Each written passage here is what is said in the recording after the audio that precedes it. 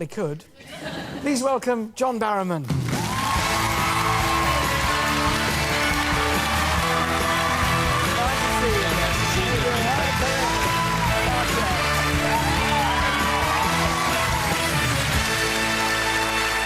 You're very welcome. Thank you. Welcome to the Barrowman and Westlife fan club. They're great. You guys are great. Great.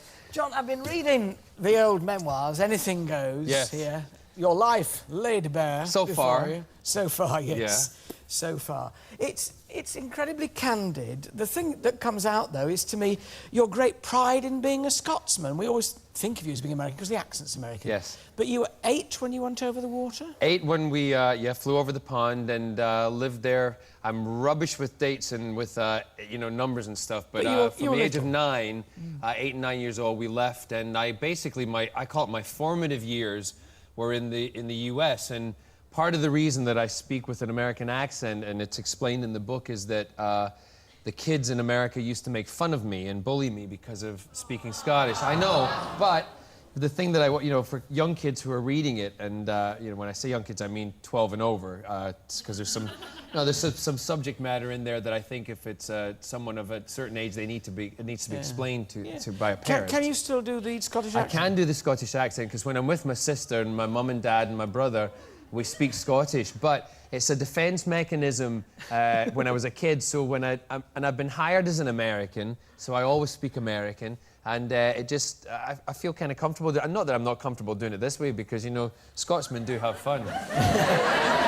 Apparently. Yeah, yes. So they say. But yeah.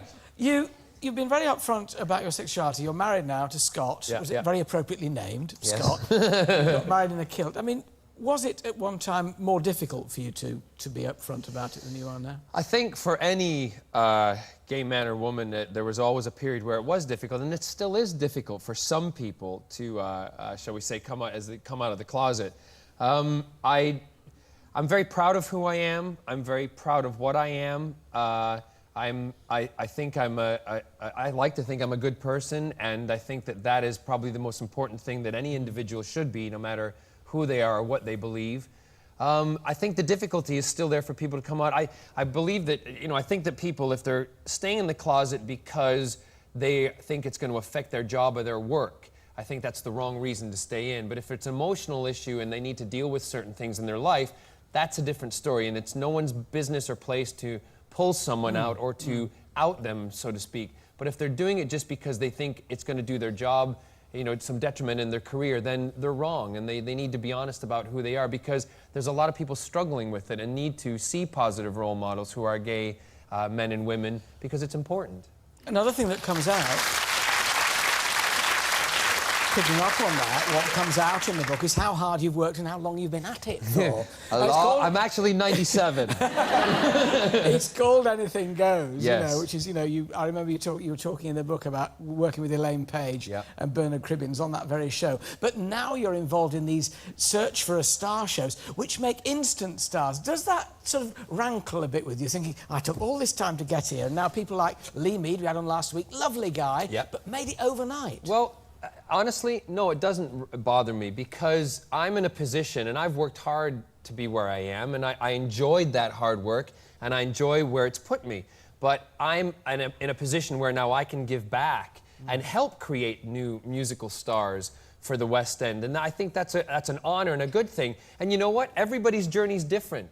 My journey's been different from Lee's. Lee's is might be a lot quicker in that aspect. The same with Connie, but what they've done prior, they've still worked very hard, but it's just happened a little quicker. And mine, in 1989, when I went, did Anything Goes with Elaine Page, mine was an overnight success thing. I was plucked out of obscurity and put on the West End stage with her. So I know what that's like, but, everybody's journey's different. Do you find it easy to sit in judgment on people in that respect? Because Oh, I find it so easy. I think, I do. And you know what? I think honesty's the best policy. Yeah. And a lot of people, there's so many people in this business that if you're trying to get into it and you're just not right for it, I'd rather tell them honestly than lead them down the garden path, so to speak. Else, and tell them, maybe you need to train a little more or do something else. But honesty's the best thing, You landed the part in Torchwood, and you said Yes. in the book how thrilled you were to actually get that part. We saw him there as Jack Harkness. You then, of course, enter the world of cult, don't you? You know, you get the It's a group... very polite way of putting it. Yes. But they are breathing to themselves, the Doctor Who fans. Yeah, you know what? The Whovians, as we call them, and we call the Torchwood fans Woodies, I like to call them that.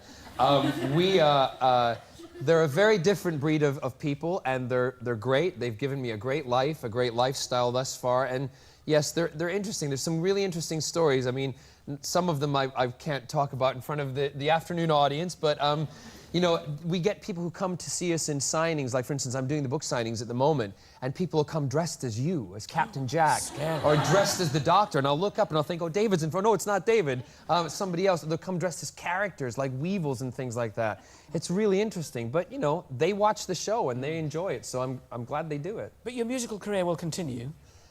Yeah, we're in discussions with a very major producer. I won't tell you who it is, but with a show for the West End in the up-and-coming future, and we might have an announcement a little later on in the year. Because we wouldn't like to see you off the West End stage. And your album, Another Side, has done quite well, I gather. The album, I think, has done quite well, and it's you know, thanks to everybody, it's been quite a success, and, you know, it recouped itself. It's, well, do you want to know how well it's done?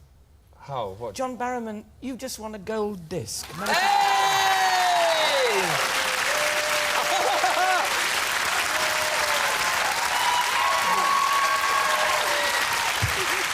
John, that's really... It's 100,000 records sold. Gets you a Wow, gold disc, that's so really, really great. We didn't tell you about it. We thought you might like a surprise. I love a surprise. Thank you very much for everybody who bought it. Thank you. Now I can go buy a bottle of champagne. Wonderful to meet you. Wonderful to talk to you. Thank you again. Nice to... Ladies and gentlemen, John Barrowman.